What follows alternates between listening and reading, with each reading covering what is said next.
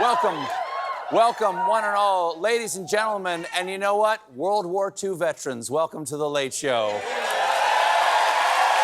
Thank you, sir.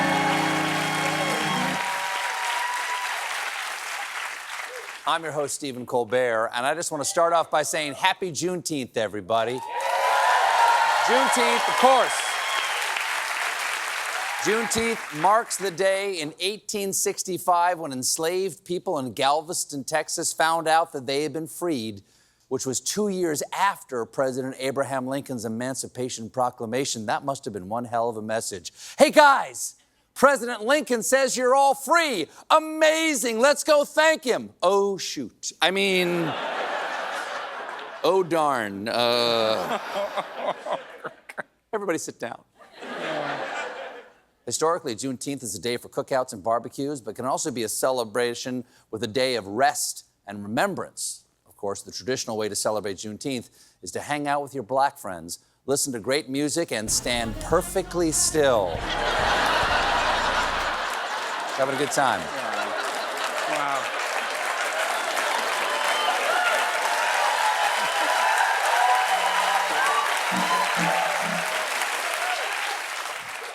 Ooh, around the country, the extreme heat waves keeps on waving. Today, Caribou, Maine reached an unofficial all-time record high of 103 degrees. It explains Stephen King's new book, Misery 2, The Backs of My Knees Are So Sweaty.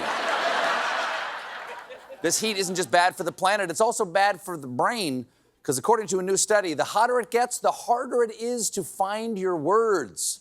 Wow. Cucumber. The study analyzed political speeches from 8 countries and found that when it's hot, speakers tend to use shorter words, and that the simpler language politicians used is equivalent to losing half a month of education.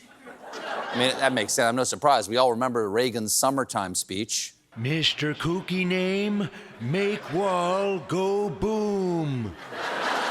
And it's not just that words get worse. It's also everything else, because hot weather can result in lower scores on math tests, as well as higher rates of aggression, ranging from mean-spirited behavior to violent crime. Well, that explains Florida. It's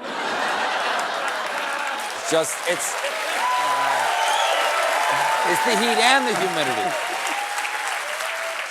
Of course, everybody knows that hot weather inspires violence. Remember this classic Nelly hit? It's getting hot in here, so take off all your clothes. I am getting so hot, I'm gonna stop a minute. It's a bop. I love it. I love it. Must have been hot in Racine, Wisconsin yesterday, because Donald Trump held a rally there and his brain seemed parboiled. Here's a tiny taste.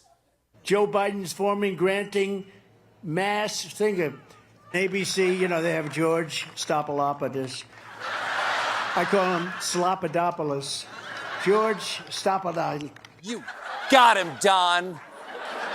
He would make a great high school bully. Hey, Simon, I saw you got glasses. That's why I'll call you Flornblies. I mean, 4 guys. I mean, shut up. My parents are getting divorced. That's why I'm so mean to everybody. Trump did manage to string some sentences together there. He talked about the upcoming presidential debate and made a pretty bizarre accusation about his opponent. Is anybody going to watch the debate?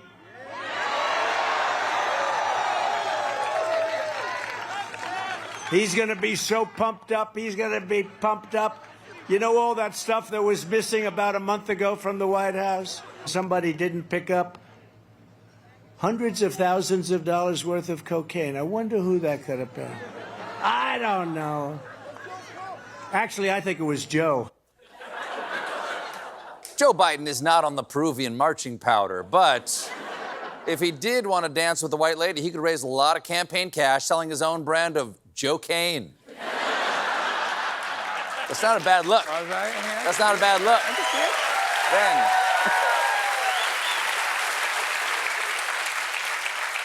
Then Trump tried something new, being nice, and of course, it got weird.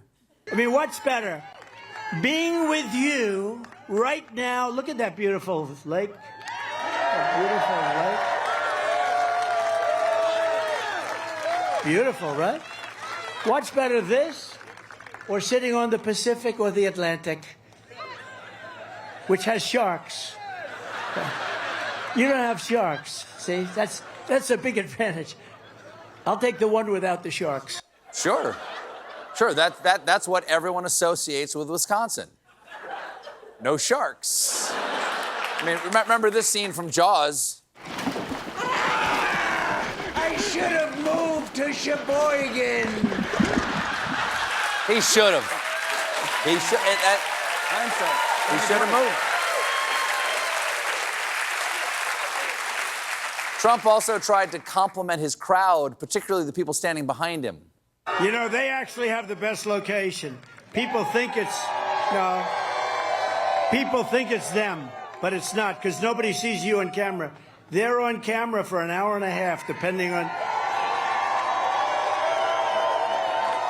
And in numerous cases, perhaps, they become Hollywood stars. You know, they'll say, who's that person with great star appeal behind Trump? Say, let's see.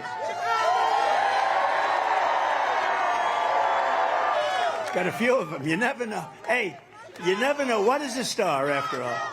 What is a star? That's a bit of a rough pivot. I've got some beautiful stars behind me. Let's take a look. Let's take a look at the beautiful stars. On second thought, what is a star? Not that. I'll tell you, that right there, not a star. We got some real cheese-fed uggos back here.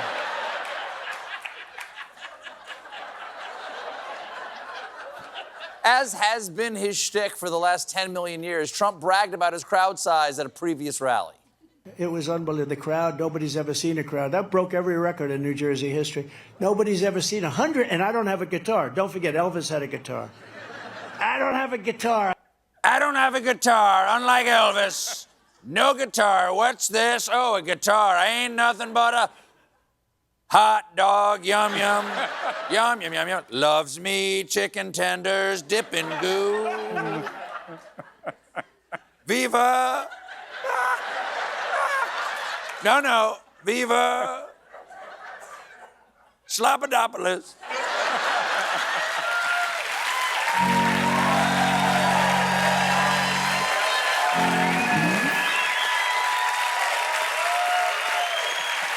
Dip in goo. Something very strange has been happening up in Vermont, and it involves Democratic State Representative Jim Carroll. Here's what's going on. Over the past few months, Representative Carroll has been repeatedly finding his tote bag drenched in water without any indication of what caused it. A tote bag caper. This is the most Vermont mystery since Nancy Drew in the case of the missing bootleg recording of Fish live at Glens Falls Civic Center. At first, Carroll thought it might just be snow that had fallen into his bag, but then it kept happening well into springtime, so he set up a secret camera outside of office. And this is what it captured. Okay, there's Jim Carroll. He's hung up his bag, making sure everything's fine with it. He walks away, not a care in the world. And wait, what's this? Here's that lady empties her drink into his tote bag. It's a political scandal that some are calling Watergate.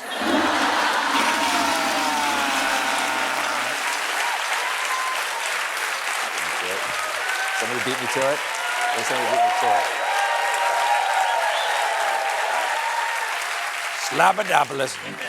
It gets weirder. That woman is not some rando moisture terrorist.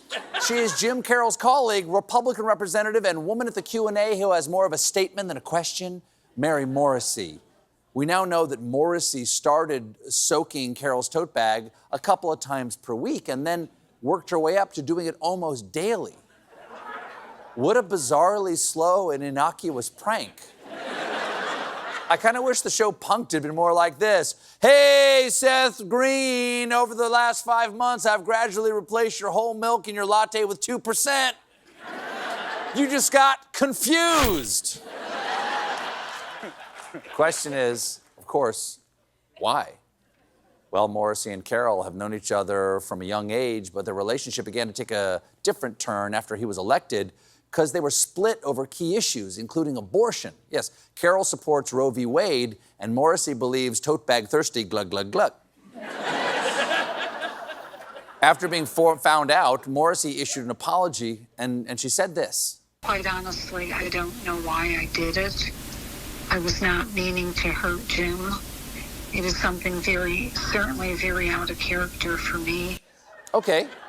Counterpoint, once you do something repeatedly for months, it is your character. This is like...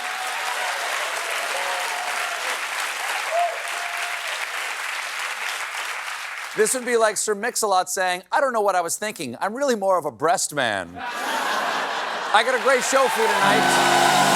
My guests are Cynthia Erivo and U.S. Representative Jamal Bowman. But when we come back, Ron Howard directs a special episode of The Late Show. This is an exclusive.